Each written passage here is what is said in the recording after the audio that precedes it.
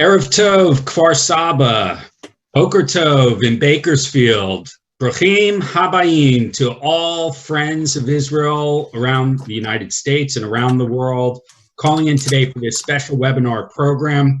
We're really glad you could join us.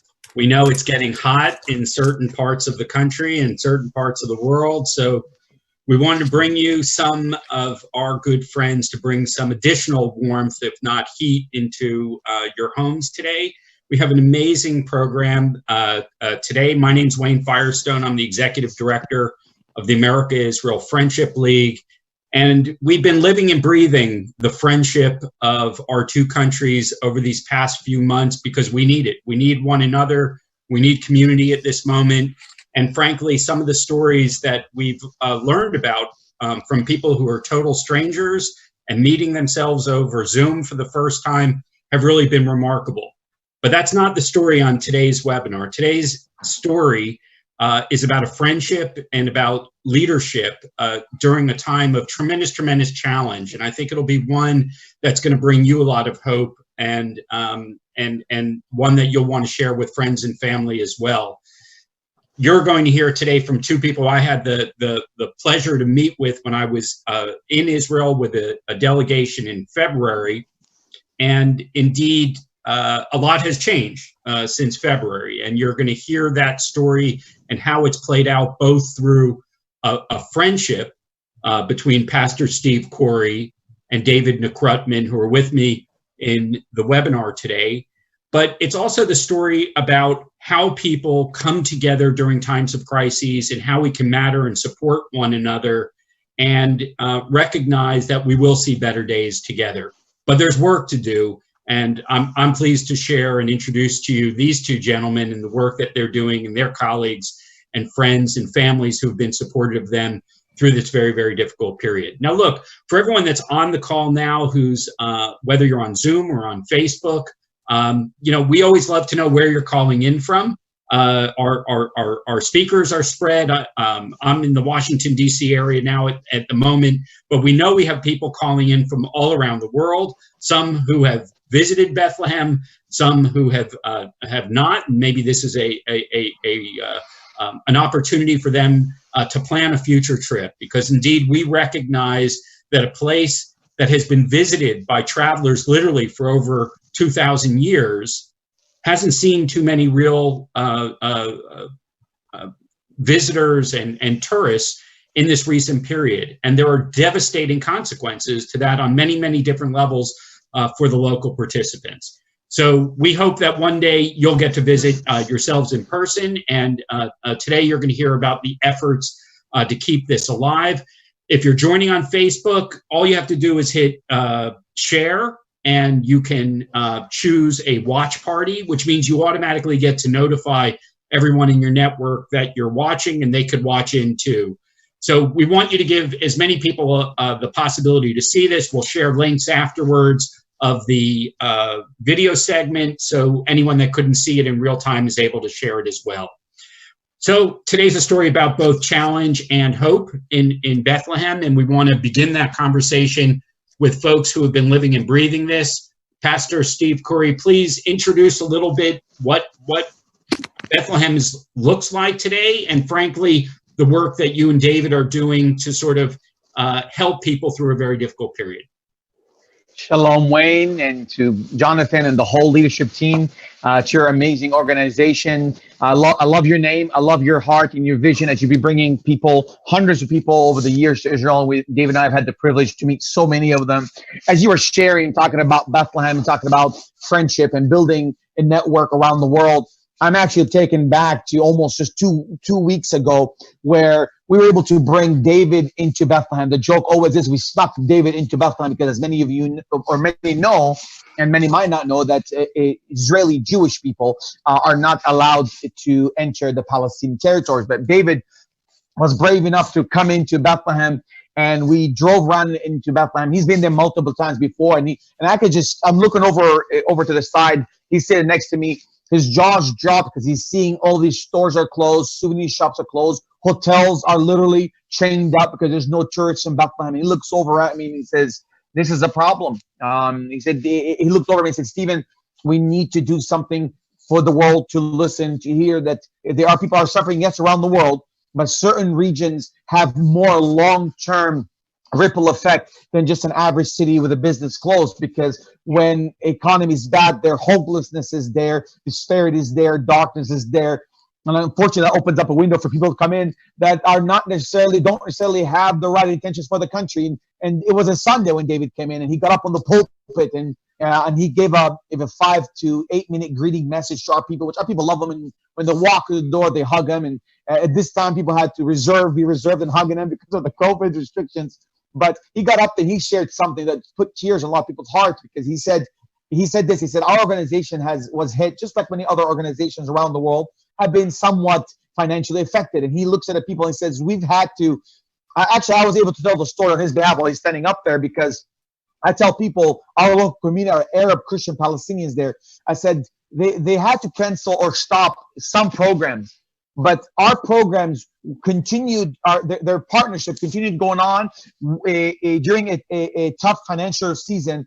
And they could have chosen to freeze our partnership with them, or the supporting program. And David will tell you more about the defeating program. But they chose to keep it because the Orator Stone and David Nekrutman and Rabbi Risk and the movement there, they see the importance of taking care of the minorities within the land, because as covenant land comes covenant responsibility. I was born in Jerusalem, and I grew up in the city of Bethlehem. I always tell people, as my consciousness goes back to my recollection, Wayne, I cannot remember a single day in my life of world peace. I grew up with a lot of turmoil, bloodshed, and animosity, and hatred, and brokenness, and political disparity and separation. And what that did to me is it made me realize life is short. It made me realize the power of influence, because I could have been like one of those kids in the streets causing destruction and chaos during an intifada, which intifada means uprising. But I had a father and mother that believed in God's word. My father and mother are strong Bible believers, and they taught me that the Bible and our faith trumps our political views, or trumps our emotional views. We have to go by what the Bible says and the plan of God through the scriptures. And that led me to understand the power of influence. That when you influence young generation and you teach them the truth, and you show them what light look like, so what darkness look like, you give them the option to see the both, and you start to gear them towards choosing the light. And I'm grateful for that. And I grew up in a society where there's a lot of division, and through the love of in my faith, of Christian faith, through the love of Jesus Christ, it taught me to love my neighbor as myself. It taught me to love others for who they are, and to see them for who they could be, through an eyes of a creator that loves them. But what that also did to me, Wayne, is it taught me the context of hope. What is hope? Hope is not just a bumper sticker. It's not just a slogan. Hope is not just something that you tweet. Hope is being an active part of society, and showing people as an example what hope looks like. Whether it be going out to your neighbors, whether it be going out on the streets, whether it's a political influence that is not good, or there's influence that gears people towards darkness and hatred and division. You stand up against that. Sometimes it comes at a cost, sometimes it comes at a price. The hope looks like you going out and getting your hands dirty in the streets, in the communities, with your neighbors, with your churches, with your synagogues, with whatever faith base you're from, whatever community you're from, to be an active part of that.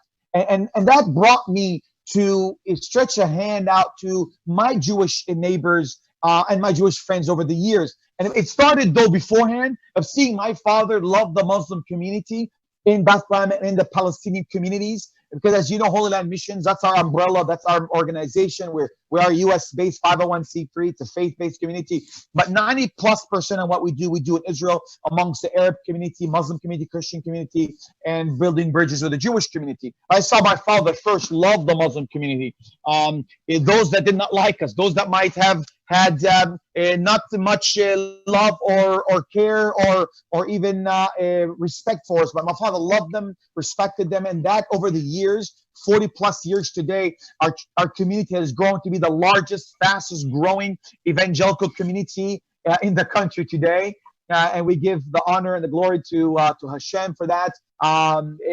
Again, building bridges with the communities there, even growing up and seeing persecution and suffering in my lifespan being evangelical, born again Arab son of a pastor that grew up there, who started the ministry there, who taught that the Old Testament and the New Testament are our basic foundation for faith. The whole scriptures, that the God of Israel, same God of the New Testament, the God of the Old Testament, speak in different shapes, manners, and forms globally around the world. What that done to me today is it opened my eyes to realize that it cannot be done alone. We need people like you. We need people like David Nekrutman and Rada Riskin and the whole movement there. And people like you, Wayne, and Jonathan, your organization and your friendship league, to be able to say, what can we do to be able to really cause a ripple effect of change within the streets of Bethlehem, Jerusalem, both on the Jewish side and the Palestinian side, because both are equally important within the land. We believe in God's covenant, that God has a covenant with his people, but with that covenant land comes covenant responsibility. And of course, David and I love to talk about the scripture where God tells Abraham and the Israelites that don't forget that you were once sojourners as well, you were once aliens. So basically, anywhere you go, you take care of those around you, those within the land. You reach out to them as they were one of your own. And that's what brought me today with our friendship with the Jewish communities. I've had the privilege to speak in synagogues in America and in Israel. Just imagine an Arab pastor getting up in a synagogue, putting a kippah on and sharing my story, talking about my faith. From a non-proselytizing perspective, just talk about who I am, talk about why I chose love and peace and forgiveness over hatred, animosity, and bitterness. And I look forward for today to be able to do a Q&A, to be able to hear questions from you, Wayne, and from those who are watching, because I think we can go a deeper level into that. And I wanna close with this here. This brings me to my friend David, my best Jewish friend in the world. I have a lot of Jewish friends around the world, but David Nekrutman is my best friend from the Jewish world, because what we do together, we don't work for each other. We are not in the same organization. We're not in competition. We have the same belief that God has given me an opportunity to be born in Jerusalem, God as an Arab, and God has given him opportunity to be born as a Jew, to come back, make aliyah to Israel. He'll tell you the story, and to live in the Holy Land, the Promised Land, and to look ahead beyond turmoil, destruction, division, and hatred, and ask that one simple question: God, what do you want from us? And God, what are you trying to tell us? And that sums up what we're doing right now, because it's linked to this whole Corona thing as well. With another Jewish rabbi, another friend, we spoke on the phone, and I told him, I said, Rabbi, I want to tell you the right question that I'm teaching my leadership team throughout the world and throughout Israel and those serving with us. The right question we're asking them to ask: isn't God, why is this happening?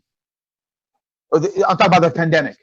And he said, and this rabbi asked me, said, Pastor Stephen, what are you teaching them to ask? So the question we're teaching ourselves to ask is, what are you trying to tell us, God? What are you trying to teach us through this pandemic? What are you trying to tell us, speak to us, so that we can become a better creation and to be able to live up to your plan and to your will and the purpose that you placed us on earth? And I see that fulfillment through not only sharing my faith with Muslims and Arabs around Israel, the Palestinian communities, and the world, but I see that also as a fulfillment through my friendship with David Nekrutman, the Orthodox Jewish world, and the Jewish world around the world, because God has placed me in a position where I'm able to speak into the lives of people, both Arabs and Jewish people, and be able to help them see hope rather than hopelessness. And that is my introduction as a Jerusalem-born Arab evangelical leader, growing up in a not always so calm time, and always a shaky time, but overcoming the circumstances of hopelessness, disparity, and darkness, and seeing the vision and what could be of what God has in store.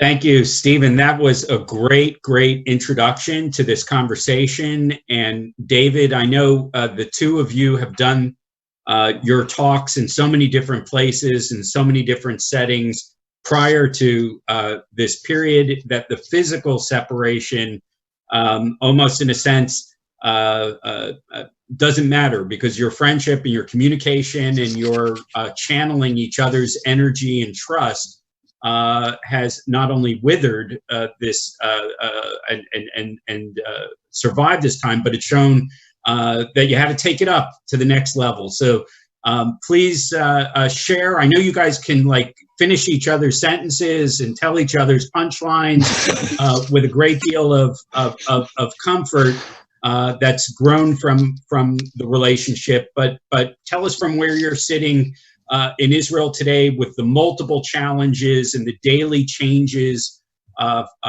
in society, and the restrictions and the fears and anxieties, how this remarkable relationship has grown over the years to be a source of inspiration during these hard times today. So first of all, thanks a lot, Wayne, for the opportunity, Jonathan and everyone with AIFL. It's been an honor over the years. I knew you when I was at the Israeli consulate in New York 20 years ago, beginning my entrance into Jewish-Christian relations under Ambassador Alon Pincus, and then coming here, making Aliyah, and then under the rubric and the vision of Rabbi Shlomo Riskin, who is now the former chancellor of Or Torah Stone. Rabbi Kenneth Brander has taken over that position, so he is my new boss, but he's now made Jewish-Christian relations front and center for his vision. But I've been serving a calling that is beyond me, really. I serve something that is, I consider, the second greatest miracle in my lifetime. The first miracle for me is that I have returned back to my homeland after 2,000 years. Thank God I have 3 children. Last night we celebrated our youngest bar mitzvah, which is, just to let you know about the challenges, we were trying to plan a grandiose day for our son, because this would be the last bar mitzvah for us. And it ended up in the backyard of my sister-in-law with just our immediate family. Now, immediate family, when I got married, it was literally my big Israeli wedding. I was coming into a Yemenite atmosphere where we had 400 people, which is considered immediate family, for us to celebrate our wedding. Last night we only had 19 people because the rules and regulations, you couldn't go beyond 19 for any gathering whatsoever. So it was just simply some sister-in-laws and brother-in-laws that attended last night's bar mitzvah. And I know that Pastor Stephen Khoury, he was actually at my older son's bar mitzvah. A lot of times this is the period where Stephen goes over to the United States right before 4th of July. He's now in the United States, so he wasn't able to attend my son's bar mitzvah. But normally we go to each other's family occasions. I go into Bethlehem multiple times to give a message of hope to the Palestinian Christians living there, telling them that the Jewish community is concerned for their welfare. It's been really tough in the last 4 months since we were not able to get together. So Stephen and I were constantly on the phone trying to find out innovative ways to continue our Blessing Bethlehem program, where we help about 200 families a week, literally putting food on the table. And we have a whole operation set up that literally was challenged during this time, because I would say, to the credit to the Palestinian Authority, they shut down before the state of Israel did. And because of that, they had less cases of corona. And obviously at that time, until about hold on one second. So basically what happened was that Stephen took on the mantle of leadership in Bethlehem by delivering these food packages personally. So I just want to give credit. Sort of, this is the testament of our friendship, because when I started off as a 4th generation New Yorker, I'm now 47 years old, but in 1980, when I was 8 years old, my life totally changed. I was in public school. I was a secular New York Jew, went to synagogue once in a while on the high holidays. David, someone wanted to make... David, just wanted to let you know we were having some trouble with connectivity, so we have you on audio only at the moment till it improves, okay? Okay, fine. Thank you very much for letting me know. Okay, so with that, my parents were, my father was working in a place where someone wanted to make him more observant in his Judaism, and he figured out the best strategy for him to be more observant was through me. So take me out from public school and then put me into a yeshiva. The name of the yeshiva is Yeshiva of Brooklyn. And so I went from night rider and crispy Canadian bacon with my father on Sundays to living an observant Jewish house lifestyle. And that changed over in 2 years in my entire world. And in that world, that yeshiva world of the four walls that I lived in most of my life, you don't have the greatest affection for Christians. You learn of all the negative history of what the church did in the name of Jesus to the Jewish people.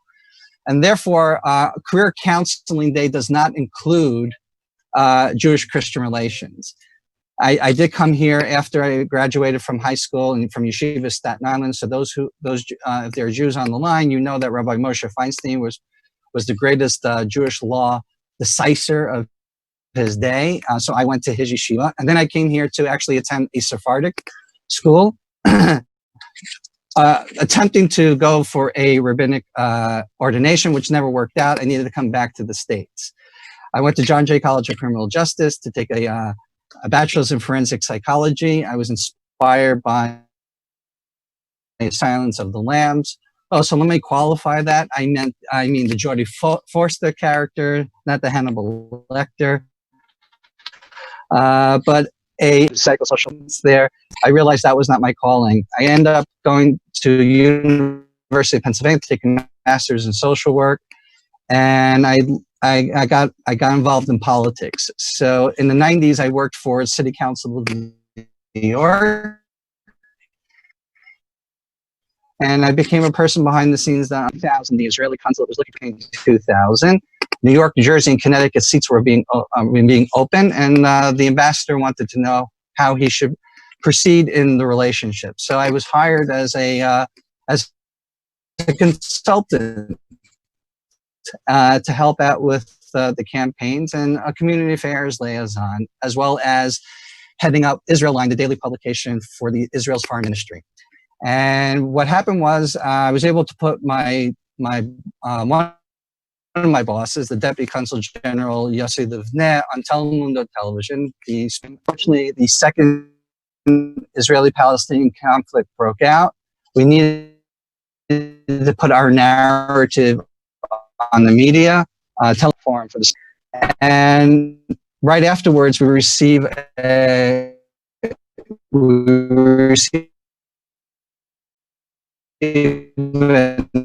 invitation for a night to celebrate Israel. Mandela invited my boss and said yes.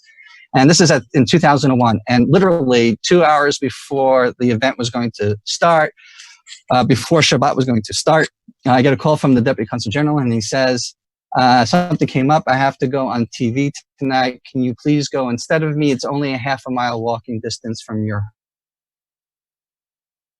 home. So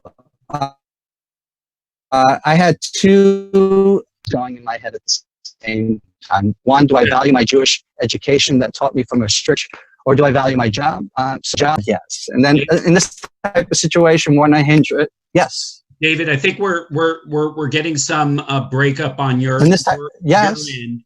And so what I want to suggest, first of all, we anticipated this. I know the connectivity sometimes is an issue, and we're not going to let it sort of interrupt with the flow of the ideas and the conversation you and Steve have been working on. So I think what would be helpful, actually, and what I found really inspiring was actually seeing the two of you in action a little bit on the streets of Bethlehem and in your homes. So we do have a video segment which we're going to queue up now a little bit earlier, just to show, give people an idea of the tangible, actual works of what you've done together. I'm reflecting on something that Stephen said earlier. What does hope look like? And I think one of the things that's really nice is that you guys are not just talking about this stuff, but you're actually doing. So we're going to queue up now the little video segment that you had prepared actually sort of at the beginning of this journey when we didn't know how long this would go on back in April. We'll show that now. And then, Steve, maybe you can then jump in and take us up to date in terms of where we're at. And then we'll come back to David later to see if we have any more luck on the bandwidth issue. So let's take a look at this short segment to get a feel of some of your recent activity when COVID first broke out. Greetings from Israel. My name is David Nekrutman, Executive Director for Or Torah Stone Center for Jewish Christian Understanding and Cooperation in Israel, and also the head of Blessing Bethlehem, a program whose sole mission is to provide for the Christian Arabs living in the birthplace of Christianity to put food on their table. I'm here to give you a progress report for Blessing Bethlehem, that despite what's happening with the coronavirus here shutting down Israel and the Palestinian territories, we're still committed to delivering these food care packages to those in need. In a few short seconds, you're going to see my best friend, Pastor Stephen Khoury, helping us and committing to the mission of Blessing Bethlehem by delivering these food care packages by himself. We're going to go into some homes right now. He's back. I just want you to see how they live right now in this situation.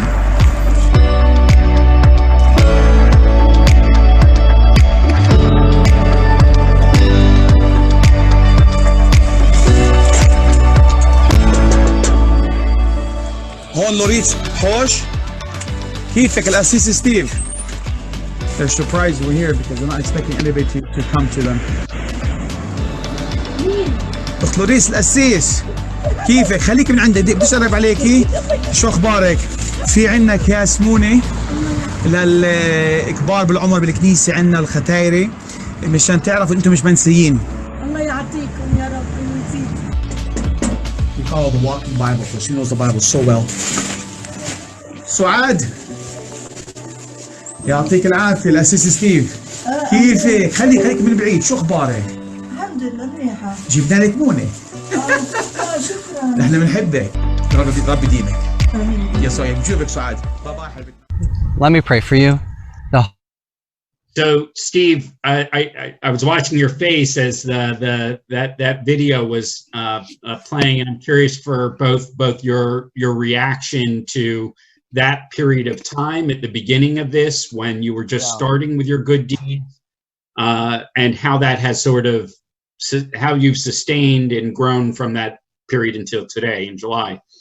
Thank you, Wayne. Thanks for showing that. That's such a good reminder of, again, going back to what you referenced, what hope looks like. Hope has a mouth, two hands, legs, a physical body, is a physical being. Hope is people in the streets, people going out and being an active part of society. And I'll answer that in 30 seconds by linking the two together. I want to take it back to David, because as I'm thinking of David and his vision to start up Blessing Bethlehem, that's hope for him as an Orthodox Jew, a transcending culture. Most of what he's done with me, most probably has he was taught growing up at a yeshiva, do not do. And I'm specifically talking about the faith-based stuff, not necessarily the humanitarian aid stuff.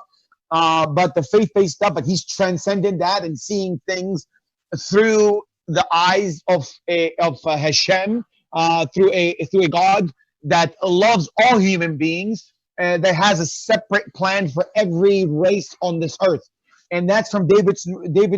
That's one side of the thing of it is I'm doing these care packs because of people like David Nekrutman and Blessing Bethlehem, and folks like you, Wayne, and Jonathan, and your organization, who are giving us a platform to tell the Jewish world right now, to tell those that are watching right now that might be pro-Israel, anti-Arab, or or anti-Israel, pro-Arab, that you don't have to be anti any side. You can be a Jew that loves Israel enough to see it for its full potential. What is that full potential? That there are a remnant of Arab people in the land that want to see Israel and the Holy Land, to see that to see it be a city on a hill, a beacon of light to the world, and on both sides of the fence. And from our own personal perspective, Wayne, the second part I'll answer that is, as we're carrying bags of food to these families, I'm smiling, I'm tearing up, because I'm seeing these ladies that want to jump through the door to hug me, because a lot of these people, there's no infrastructure, there's no social welfare system. It doesn't exist within these Palestinian communities, unless it's a private organization. And I'm walking away from these families. These ladies are literally, you can see from their voices, like it's like they've seen an angel at their door. But I'm walking away. I'm thinking, God, thank you, but we got to get the next batch in, because this thing is gonna go a long way. And this was back in March, and now we're in July, and we still need more food. We still need more support. We still need more help, so we continue helping these elderly people, these young families that don't have a job. If they did have a job, it's no longer there. But remember, there is no government infrastructure, where in America, most families got subsidized support, financial support, and so forth. They don't have that. In other countries that don't have that, it's cheap to live there.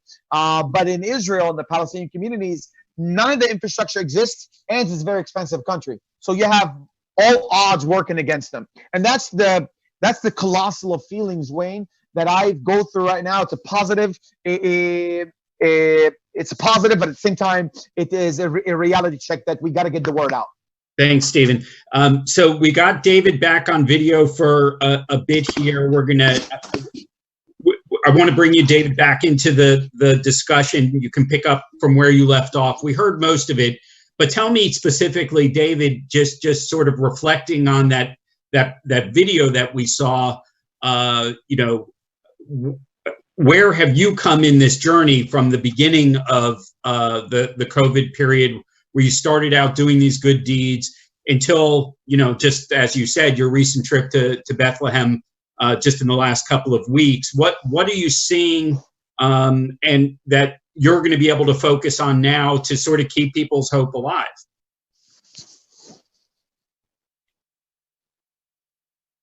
David, we're not hearing you. Maybe if we'll switch you. Let's try the audio again to see if we can hear you on audio alone. And if not, we'll ask you to.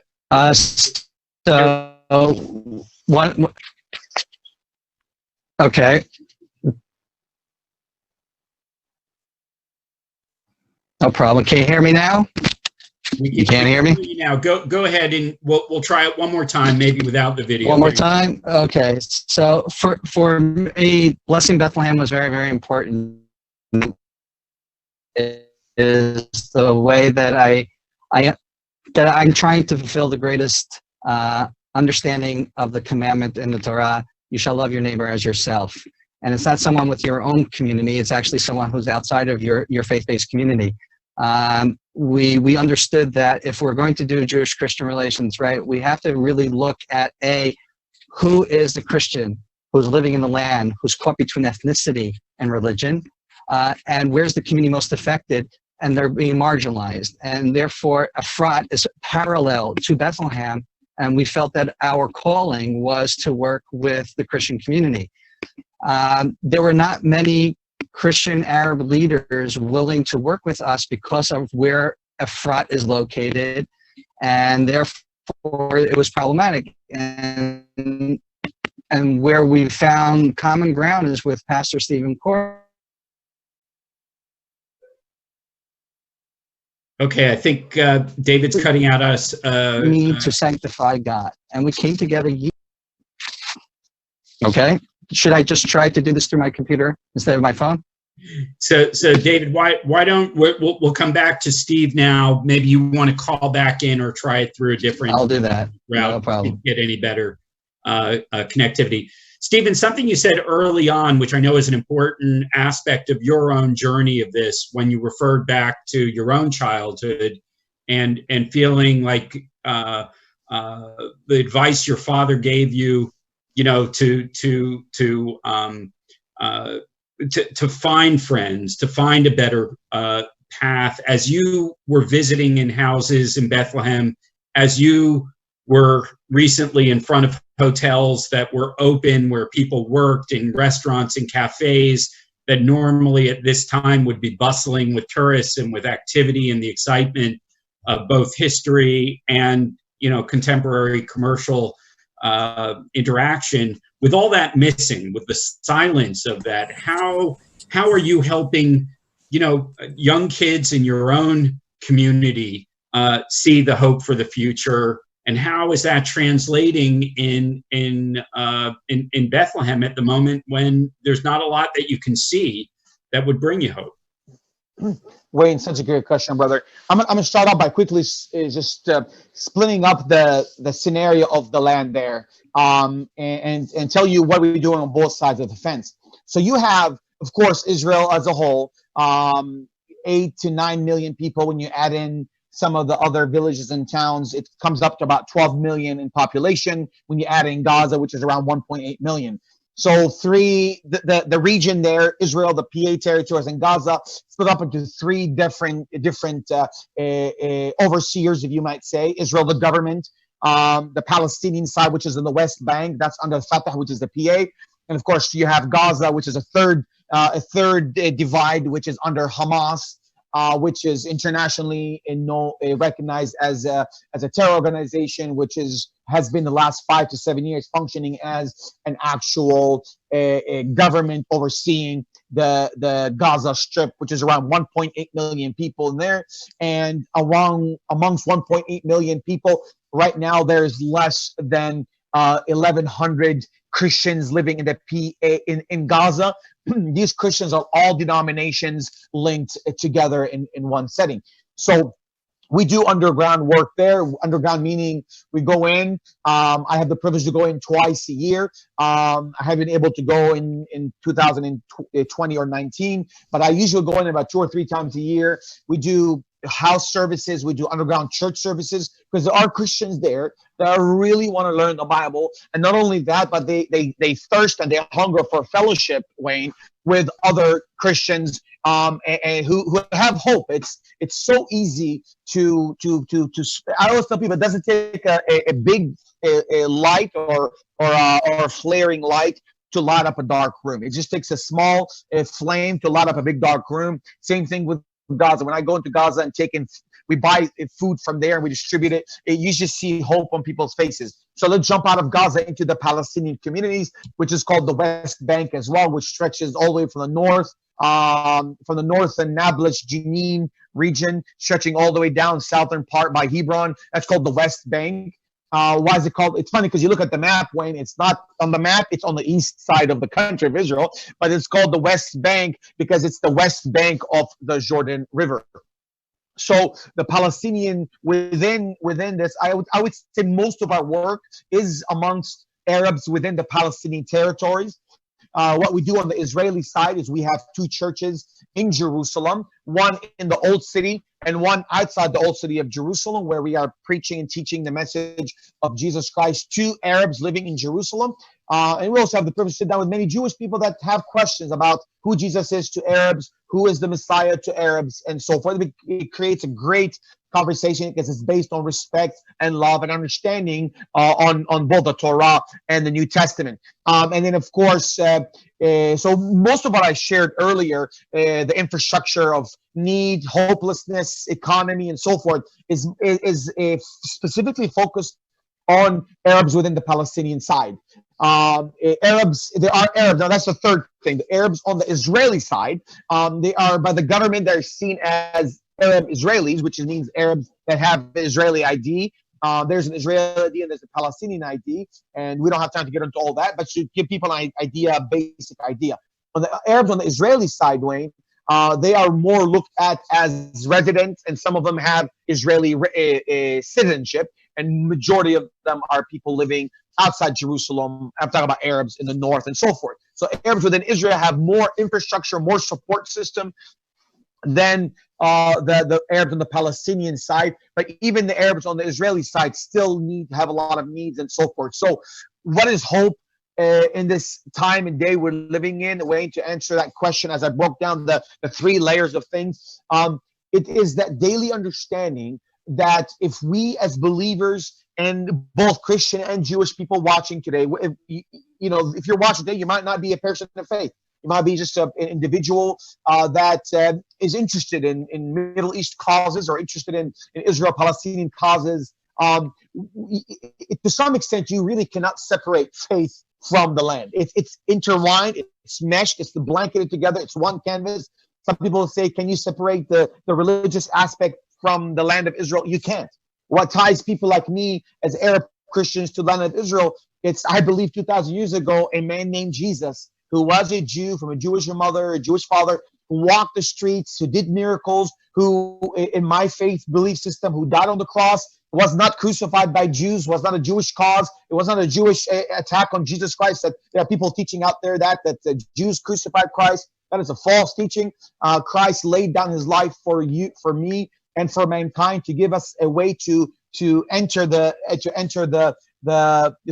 God's righteousness, and through to overcome the hopelessness and the sin, to overcome death, which plagues mankind. So for me, that is hope, Wayne. It's sharing my faith, sharing my love with others. Most Jewish people that ask me, why do you love Jewish people at your own cost? And those that know my story, I know you've heard it. Many don't know my story. My father and I, we've been beaten. My father's been shot at. I've been physically beaten multiple times, simply because we carry the message of love, forgiveness, and grace. We refuse to be pro one side, anti the other. My father always tells people we are anti the devil. That's it. That's all we are. We're anti-Satan, anti-darkness, anti-wickedness, but we're pro-mankind. We're pro-human race. We're pro-life, meaning that we value life regardless who they are. And that's what links us with Blessing Bethlehem and David Nekrutman and our organization, Holy Land Missions, is not only we faith-based, not only we share the love of God and God's love for Israel, God's love for the Palestinian people, God's love for the Jewish people through the scriptures, but we're taking action in doing it. And I think that's the best way I explain this. I'll close with this on this question, Wayne. The best way I explain this dilemma of the country, Israel, this is the best way I explain it. Israel is like an onion with many layers, many deep layers to it. The deeper you go in the onion, the more tears you have.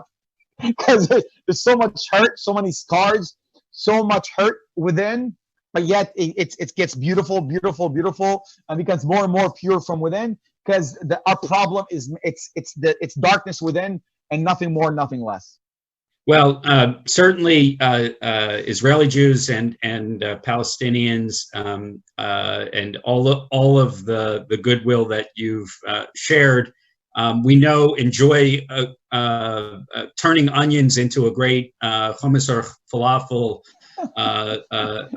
pita sandwich, and making the best of that into a flavorful situation. Let me see if David, we have you on screen a little bit better. Can you hear me? Let's try. Let's try. Trying again. Jump in. Can you hear me now? Yeah. You can hear me. Perfect. So I know that there's a limited amount of time. So let me just wrap it up because of the technical difficulties that we experience. I never intended to go into Jewish-Christian relations. I never intended to have my best friend to be a Baptist-Costal Palestinian-Israeli pastor who has 9 ministries in the Holy Land. It was not something in the cards. It was so much out of the prism of thinking that this would be my calling. But here I am serving Jewish-Christian relations for almost 20 years, 13 of them under Or Torah Stone, with the vision of Rabbi Shlomo Riskin and Rabbi Kenneth Brander. But the most rewarding experience for me personally in this whole positive chapter in Jewish-Christian relations is working with the Christian Arab community in the birthplace of Christianity. That if we can be true covenantal partners to better the predicament of what Christian Arabs are facing right now in the Holy Land, For me, this is a testament of what really the God of Abraham, Isaac is truly about. This is what I understood as what the mitzvot, what the mandates are in the Torah. There is a reason why you love thy neighbor. Thou shalt not oppress the resident living in your land. So even though Bethlehem is under Palestinian authority governing rule, it doesn't take away from the holiness that is Eretz Yisrael, that is the Holy Land.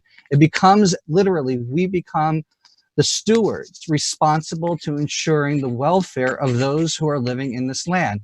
So since I am called into Jewish-Christian relations specifically, then my neighbor who's living next to me, and that's Pastor Stephen Khoury, and about literally 13% of the community that the Christian community living in Bethlehem, where at one time was 85%, becomes my calling personally in life. And I thank God for an institution like Oratory Stone that's willing to go ahead and advance that vision.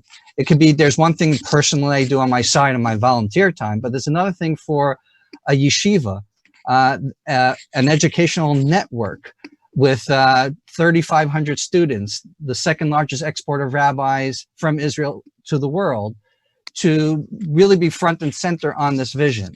So while I've been serving this vision for almost 20 years, my friendship with Pastor Stephen Khoury is really based upon trust and love. There is no reason, really, he should have anything to do with me. And he pays a bigger price than I do. The worst thing I'll experience is a bad public relations nightmare for a day or a week. Literally, his friendship with me puts his life at stake. So I'm very inspired that Pastor Stephen Khoury is willing to go ahead and go beyond the neighborhood that he grew up in, and willing to go and extend a hand of friendship to the other side to advance what I believe is really a miracle in our lifetime that we can do this. And the fact is, this is the proof of it. For 11 years, for the relationship, I can walk into his church, and I know it's weird, this Jewish Orthodox Jew is speaking into speaking in Bethlehem to Christian Arabs. This is not done every day. I feel safe with him. I know a lot of times we have to sneak in different ways in order for me to go in, because as an Israeli, I'm not allowed to go in. But the fact remains, I look at him as a brother from another mother. And then the only reason that happened is we were both willing to trust each other. And for that I'm grateful for the relationship. So we can't always promote it like we want to, because there are people who live in Bethlehem that if this relationship goes out to the world, it becomes a problem of a threat for the local community. So David, a quick question while we've got you. We do have a couple questions coming in. I want to make sure we get to from people watching.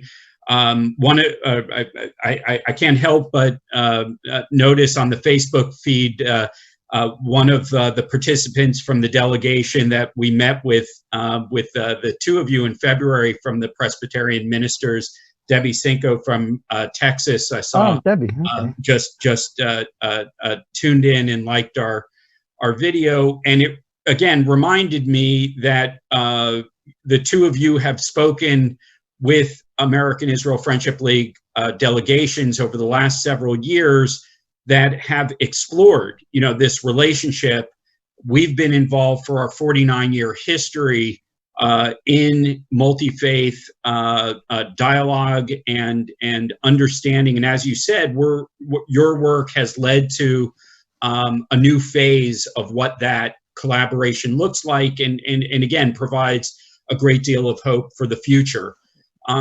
But it does also involve risk, and it does involve, and the two of you have really shown that you're willing to take that risk in multiple settings that Steve talked about earlier as well within his church. One of the questions that came in that I think people who are unfamiliar with who I think would embrace your vision of hope and your activity and even your sneakiness. But the question is specifically about Bethlehem. Is it Israeli or PA territory now? So David, maybe you could comment on that.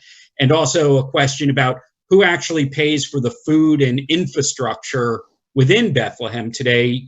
Obviously, the packages you all are bringing, and maybe Steve, you could take that one. The packages you all are bringing are coming from donations from people, not from the government. But David, just a quick sort of explanation of where the jurisdiction of the territory of Bethlehem is, and then Steve, how maybe a little bit about how the two of you have navigated that sort of legal framework and jurisdiction. Sure. So Bethlehem is under the jurisdiction of the Palestinian Authority completely. So what we realized when we started off the Blessing Bethlehem program, it first started off as a food voucher program in its infancy. This was going back, I think, what, 2013, 2012, right, Pastor Stephen?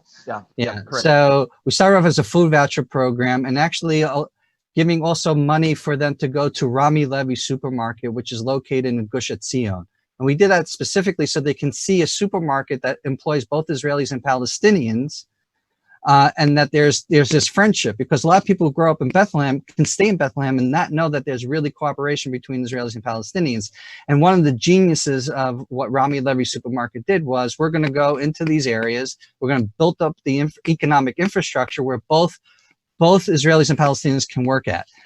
So we wanted them to specifically go to Rami Levy supermarket. That's originally what the infancy of the program was. And then and in 2016, on Labor Day weekend, we launched officially Blessing Bethlehem. And what we realized quickly was, while we want them to go to Rami Levy supermarket with the food voucher, we want to really to help the economic infrastructure within Bethlehem using Christian workers and Christian businesses. So it worked out really well, because when COVID-19 came, we already had an infrastructure in place using the local Christian supermarket with the local Christian workers, with Pastor Stephen Khoury's vision and leadership, making sure everything is going well and going smoothly, even delivering the food itself. So we had that infrastructure in place. Before I turn over to Pastor Stephen Khoury, when he wants to deal with Bethlehem specifically, when the country started to open, my immediate thing and feeling was it was necessary for me to come in, because we were so distanced from each other, we could not meet. And really, if you want relationship to happen, this is great. The technology is wonderful. Face-to-face is much, much better at the end of the day.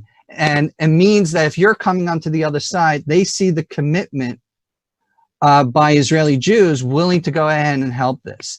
So we both our financial commitments come both from Jews and Christians.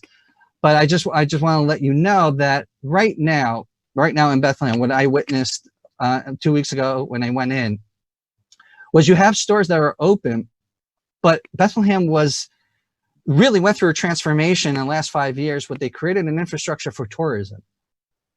That's really what it is. So when you're expecting 4 million people to come into the state of Israel this year, and I think it's about 2 million people actually go into Bethlehem, 1.5 to 2 million actually go into Bethlehem.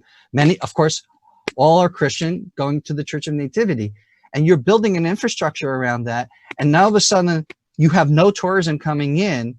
You can understand right now stores are open, but no one's in there. And the local population cannot sustain what the tourism infrastructure put into place the last 5 years.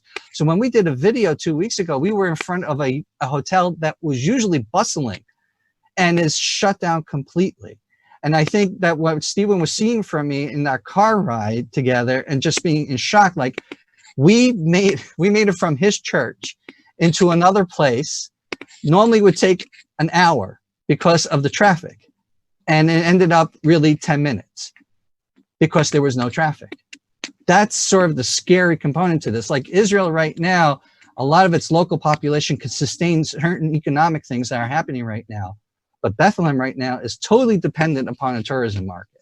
Yeah, well, I never heard Israelis or Palestinians complain when there was not traffic, but yes, that's true. But Steve, the flip side of that is, without traffic, nobody's coming to visit, and no Yeah, stores have commerce and the ability to sustain themselves. yeah, Wayne, that's a great point. And three things come to mind. Is one is that the David's time with me in Bethlehem 2 weeks ago. He actually did a video, put it up on Facebook. So check it out. Visit David's Facebook. You can visit our website on our Facebook, holylandmission.org. You can visit, of course, the Blessing Bethlehem as well to see the video where he's just live it. And we got a lot of emails from people around the world, Wayne, that love Israel, love the Bethlehem, love Bethlehem, love the Palestinians, love the Jewish people, who say, I had a few people say, Pastor, I'm crying. I'm seeing the streets empty. I'm weeping. I'm crying. And here's why they're sad and broken, because if we don't do something, others will. And this others are not the others that those of us who cherish this land want to see influence the streets. So these others are ones that have hidden motives, hidden agendas, that have long-term destruction and destructive motives for the people in Israel, both on the Arab and the Jewish side. And if we don't speak out, if we don't get out and do something, they will. So my message to those watching right now, Brother Wayne, is we have to be proactive. And David has heard me say this multiple times. If I'm going to be silent, the other side won't. And the other side is not the side that we want to be speaking, because it is a side that they thrive on war, killing, bloodshed, chaos, and destruction. There are a lot of great Palestinian people. They're just like the same. There are a lot of great Jewish people as well. The PA, the Palestinian Authority, has come a long way from 1995, 96 till today. David started off saying that he gives hats off to the PA, how they handled the whole infrastructure of the closure of or taking precaution and medical safety measures when shutting down everything. Within the first case that popped up, they shut down everything within a few days. So we have to be proactive. And the third thing comes to mind is David touched on being hands-on and being face-to-face. That's the best way. David touched on this as well, and I think that's the best way. Media is great, but there's nothing like sitting in a living room, in a home, talking to people, or in a church or in a synagogue or a setting. So I do want to mention that David did touch on it, that I am in the U.S. I just a few days ago came to the U.S. I'm here mostly because my wife is going to be spending time with her parents. Her mother has some physical issues, but I'm in the U.S. and I want to make myself available. If those are watching right now who are pastors, leaders, if you're a business owner, that you want to learn more about what's really happening in the streets, I'd love to come tell stories of what God is doing there, speaking in church or community. I'll make myself available. And those that are watching, they can, Wayne, if I don't know if there's a way you can put up our website and my email address, I'd love to. I want to make myself available while I'm here, just to educate as many as I can. Great. So let me just say this. First of all, to David, Mazel Tov on your son's bar mitzvah. To Stephen, Mazel Tov and good health to you and your family during your trip and after your trip when you return home. We will certainly send out to everyone the links to your organizations so that they can spread the word of what you're doing. We're proud of your resilience and of your friendship between these two countries, both in your words and your deeds. At the very beginning of this pandemic, some of you that have been watching the webinar series know that we too were making food donations to communities actually here in the United States that were hit hard. This was the impetus of our Friends in Deeds campaign. And we can see that even in our common actions that we've taken, that there is a need to recognize where people need help, and people need to be lifted up, and people need food and food baskets, and that's part of sustaining community as well in a period of both economic and health epidemic proportions that we've not seen in our own lifetimes. So we thank you for this vision. We thank you for our actions. We thank all our viewers who have called in today from Baltimore, my friend Caroline in New Jersey, people from our mainstay viewers from Kuwait, where it's 107 degrees reportedly today, from Baltimore. All of our friends from around the country who recognize that friendship builds things we can't even imagine. This coming Sunday at noon, we're going to be bringing theater and creative artists both from Renana and from Brooklyn. And so we hope at 12 noon Eastern time, 7 p.m. Israel time, you do the math, you do the figuring how it works in your schedule. We'd love to have you join us again for our next episode of this webinar series. Thanks again to everyone for joining us, David and Steve in particular. Everyone have a healthy week. And again, we thank you for your friendship. We thank you for all the good deeds that you're doing. And we look forward to many more of these webinar programs over the course of the summer. Thank you very much. Be well.